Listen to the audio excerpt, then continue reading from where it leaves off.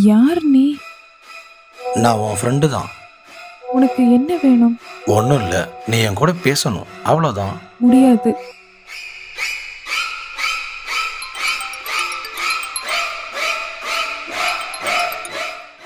நீ என்ன பிளாக் பண்ணிட்டனா உன் நம்பர் எனக்கு தெரியாமல் போயிடுமா? போய் உன்னோட வாட்ஸ்அப்பை பாரு.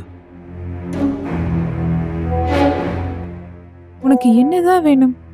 ஒன்றும் இல்லை, நீ என் கூட தினமும் பேசணும், நான் சொல்கிறதெல்லாம் செய்யணும். இல்லை, என்னால் அதெல்லாம் முடியாது. முடியாதுன்னா இந்த ஃபோட்டோவை நான் உன்னோட அம்மா, அப்பா, அப்புறம் சொந்தக்காரங்களுக்கெல்லாம் அனுப்பி வைப்பேன். அது மட்டும் இல்லாமல் நீ வழக்கமாக போகிற பார்க்கு, அப்புறம் லீவு நாளில் உன் ஃப்ரெண்டு வீட்டுக்கு போவியே, அங்கெல்லாம் வந்து நான் பிரச்சனை பண்ணுவேன். சொல்லலாமா வேணாமா? சொன்னால் நம்மளை தப்பாக நினச்சிடுவாங்களோ?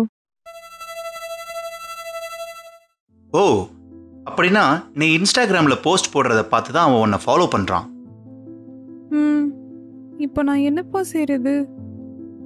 முதல்ல உன்னோட இன்ஸ்டாகிராம் அக்கௌண்ட்டை ப்ரைவேட்டாக மாற்று.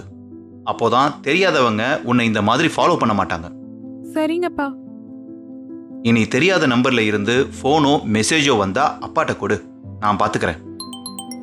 அப்பா அப்பா, இதுதான்ப்பா அந்த நம்பர். அவன் தான் ஃபோன் பண்ணுறான். கொடு பாப்பா, நான் பேசிக்கிறேன். ஹலோ, யார் பேசுறது? கேட்கறதுக்கு யாரும் இல்லைன்னு நினைச்சியா? இல்லை உன் பொய் மிரட்டலுக்கு பயந்து நீ சொல்றதையெல்லாம் செய்வோம்னு நினைச்சியா? எங்க தமிழ்நாடு பொண்ணுங்க பின்னாடி பேரண்ட்ஸ், டீச்சர்ஸ், தமிழ்நாடு பள்ளி கல்வித்துறை எல்லாருமே துணையா இருக்கும். உன்னோட ஃபோன் நம்பரை சைபர் கிரைம் போலீஸ்ட கொடுத்தாச்சு. ஃபோன் பேசி முடிக்கிறதுக்குள்ள போலீஸ் அங்க இருப்பாங்க.